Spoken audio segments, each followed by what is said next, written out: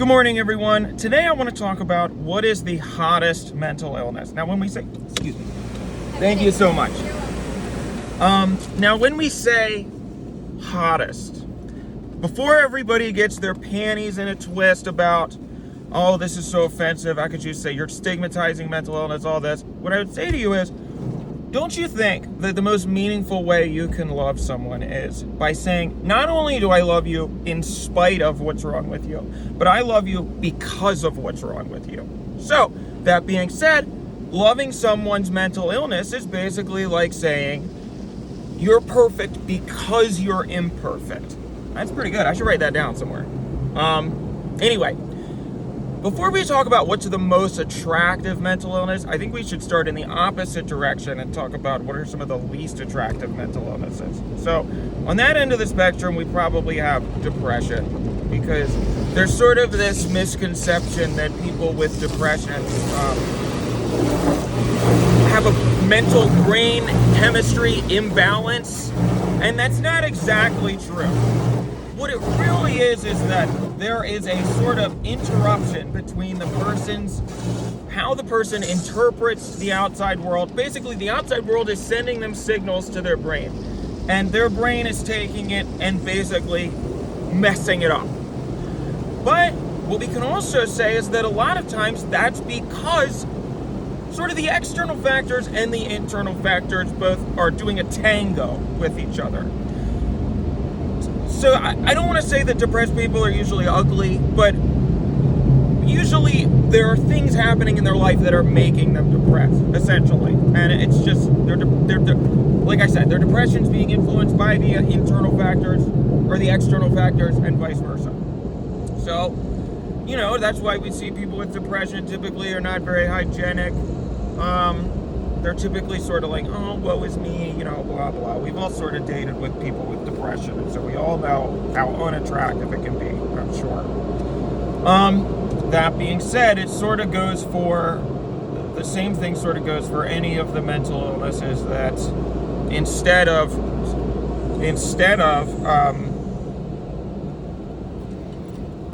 let's take like a borderline personality disorder or a bipolar or something like that.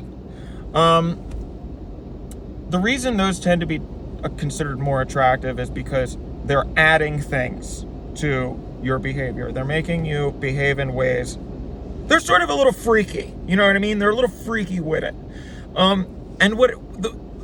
Basically that is because their mental illness is making them behave in ways that normal people typically wouldn't. It's adding to their behavior. It's sort of adding a little spice, a little garnish, you know what I mean? Whereas depression, it's like, okay, this is a good metaphor. If you have a bowl of your dinner, a cluster B disorder like borderline personality, bipolar, is sort of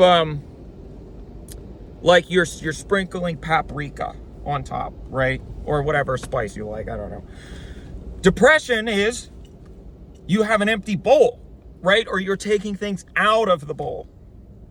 That's pretty good. I should write that one down too.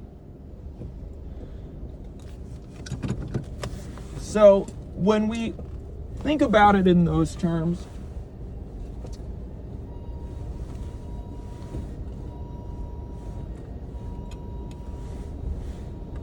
that's why people who have BPD, blah, blah, blah, bipolar typically are considered more attractive because you've got more ingredients in your bowl, basically. It's like going to a very popular burrito restaurant. I don't want to say the name because they're not paying me, but getting a little bit, they put in a little bit more of the scoop. If you've ever seen that meme that's like, God making me, and he's got a bowl, and he says like, I'm just going to put in a little bit of weird or a little bit of depression. And then he accidentally spills the whole salt shaker and he's like, oh crap. That's sort of what typically we associate with mental illnesses that add things to your behavior, not take away. Okay.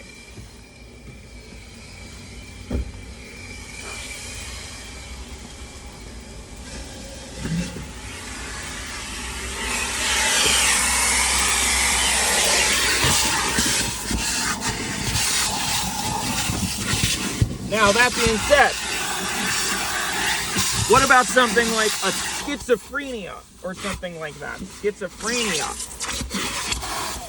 Or an ADHD or something. Or an autism.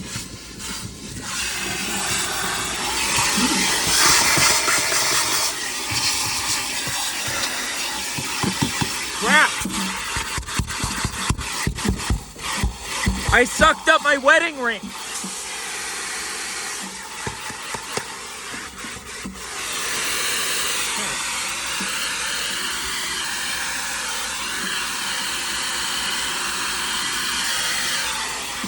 Crap!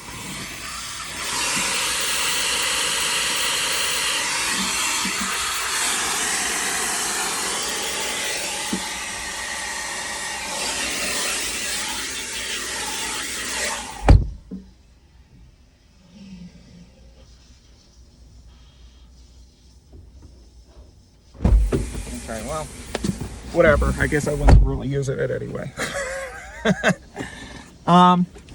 So, what was I talking about? Oh, yeah, so ADHD, autism, how attractive are those? Well, my opinion... Where are my keys? Oh. You all know my opinion on ADHD very well, and my opinion on autism is very similar. Personally, I would say that they don't... Not that they don't exist, just that they're more of... they're kind of like more like it's like a handbag, you know, like a luxury handbag. People sort of treat them more as accessories. I'm sorry, I know that I think probably this video is very scatterbrained, and that's because I don't really have a lot of time to make videos. I really only have, you know, when I'm on the way to work and back and my lunch break. So I'm trying to make as many videos as popular because obviously I want to go viral.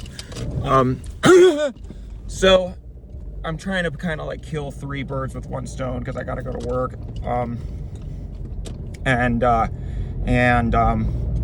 I had to wash my car because we just got a lot of rain, and most people, all right, anyway, basically, I hope that I sort of got my point across. I think that I did. I think there was some good stuff in this video.